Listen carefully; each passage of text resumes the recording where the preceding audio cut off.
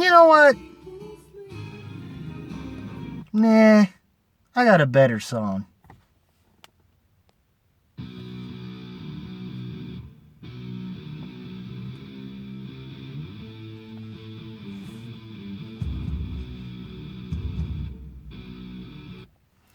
Silverchair's Diorama.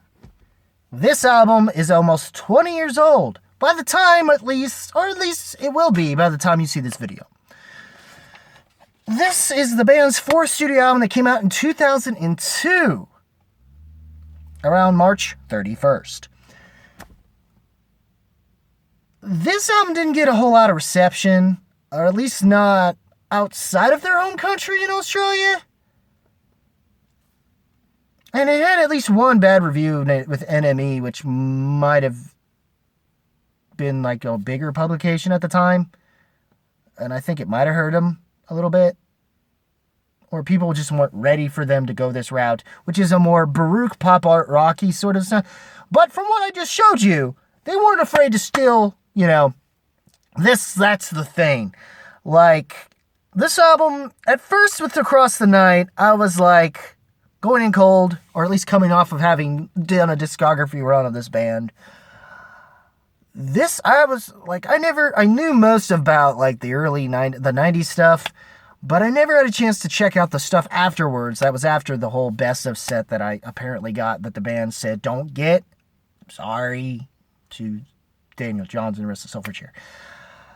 This is where he starts going more orchestral in the more Baroque pop orchestral way. And I liked what he was doing Across the Night, even though I felt that was very Sgt. Pepper's Lonely Hearts Club Band in a way. But not in a bad way, that works. And plus finding out that this album is produced by Peter Betrol. Or Beatrol.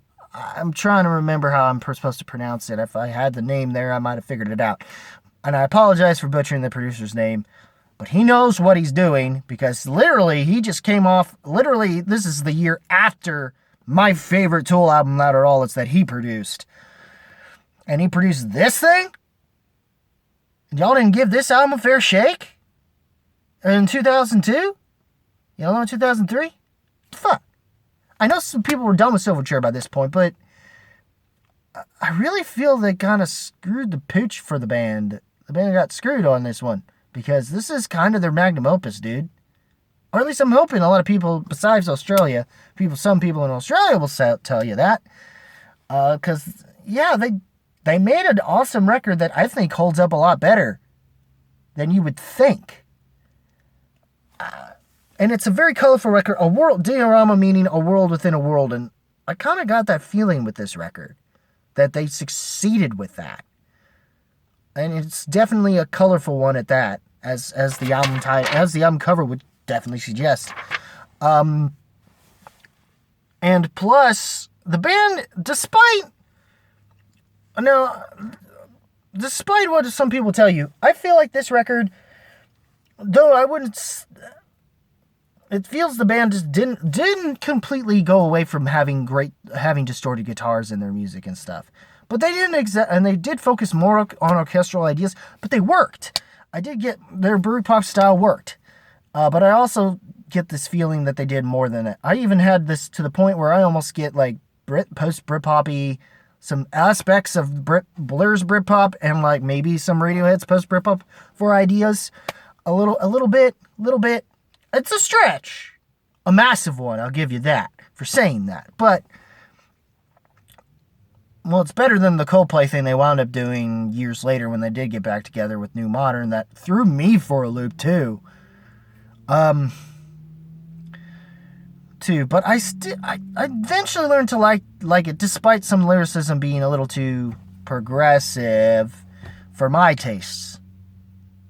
Though, that song actually probably holds up now more so than ever. But that has nothing to do with this album. This album is, great. Obviously there's the singles that I mentioned, which was, of course, Across the Night, The Greatest View, Without You, and Apparently Love Your Life, which are good tracks. But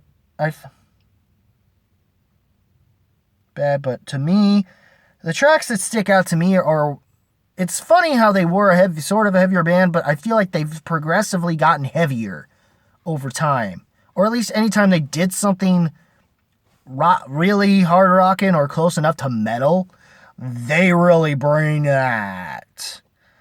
And this album is no exception, as I just showed you with One Way Mule, and even tracks like The Lever, which still allows them to, which you hear more orchestral stuff going on, and I love the production on this thing too. My favorite thing's pretty good after all these years, and I love the hidden track. The outro hidden track is a great piano thing.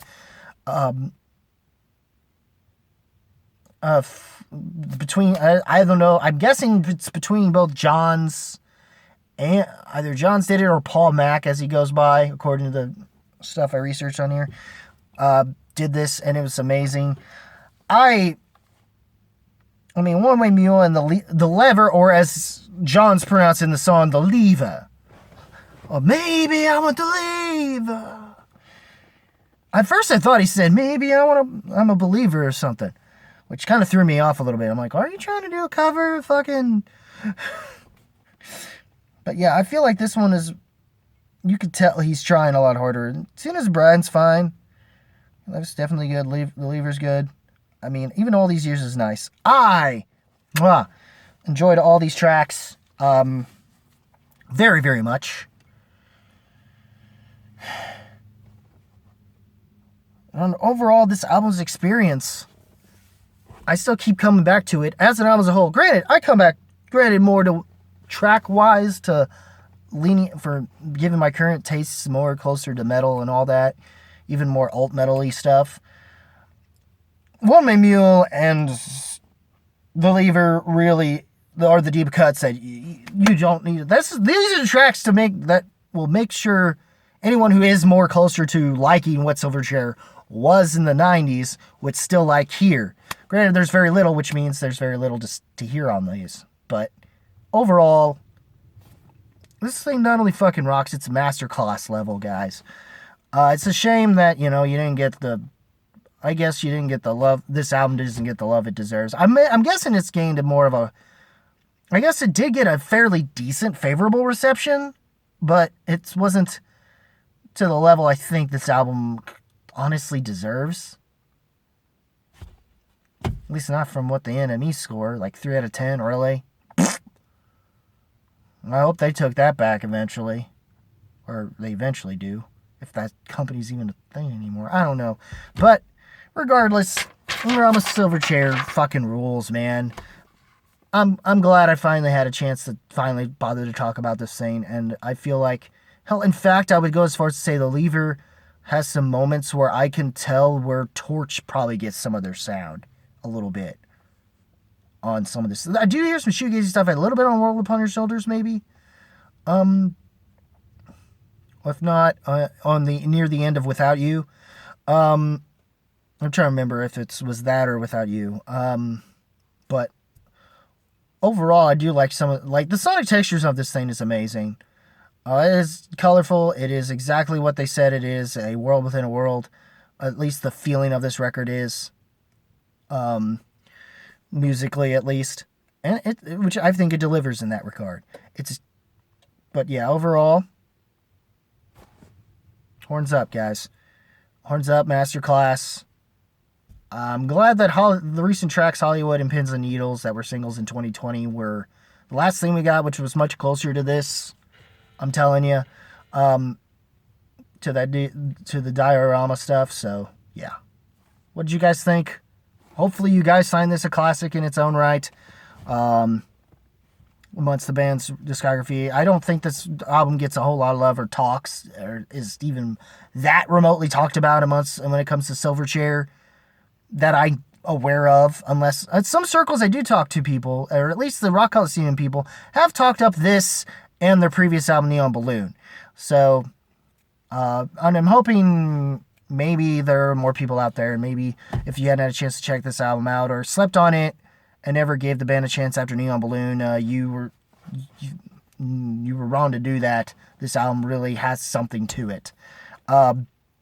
In terms of its being an album and an experience. And sure, Even if that don't do anything for you and you wanted some of their heaviest tracks, honestly, to date, which The Lever and One Way Mule, I'm still going to talk about those tracks consistently. You probably want to make some drinking game out of it. But anyways, that's it, guys. Guys, if you like this, leave a comment below, let me know. As always, guys, keep it random. Keep it real. Keep it rocking. See you in the next video. Take care, y'all.